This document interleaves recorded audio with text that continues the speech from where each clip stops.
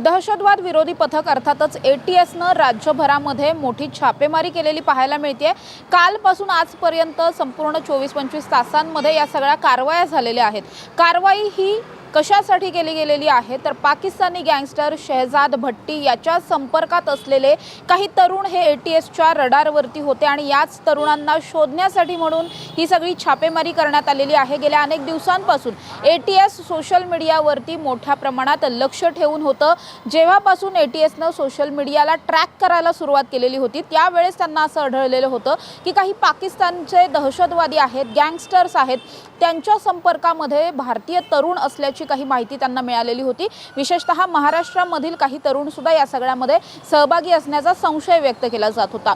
केवळ शहजाद भट्टी असं नाही तर शहजाद भट्टीचे काही समर्थक आहेत किंवा त्याच्या गँगमधले काही मेंबर्स आहेत, या सगळ्यांच्या सुद्धा संपर्कामध्ये काही तरुण असल्याची माहिती मिळालेली होती। विशेषतः शहजाद भट्टीच्या या सगळ्या समर्थकांकडून काही तरुणांना टार्गेट केलं जात होतं। सोशल मीडियाच्या माध्यमातून त्यांच्याशी ओळख वाढवली जात होती आणि त्यानंतर कदाचित त्यांना एखाद्या मोठ्या कटामध्ये किंवा देशविघातक कारवाई करण्यासाठी म्हणून त्यांना प्रभावित केलं जात होतं का, असा एकंदरीत संशय एटीएसला होता।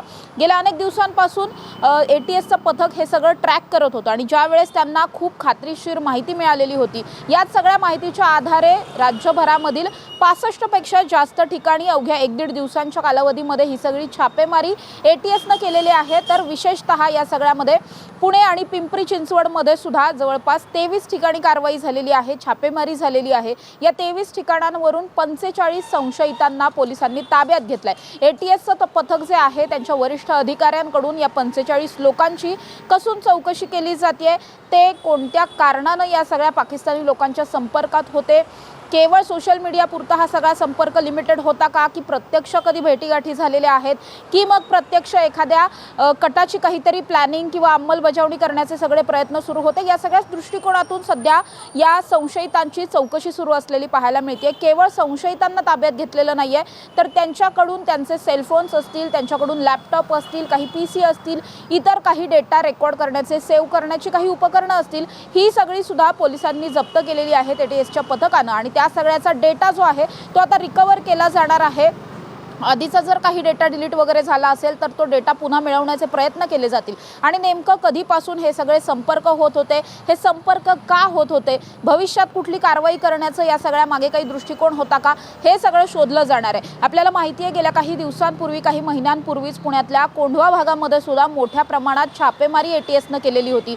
त्यावेळेस सुद्धा देशविघातक कारवाई करण्याच्या तयारीत असलेले किंवा तशा पद्धतीनं ब्रेन वॉश केलेले काही तरुण त्या ठिकाणी आढळल्याचं म्हटलं गेलेलं होतं।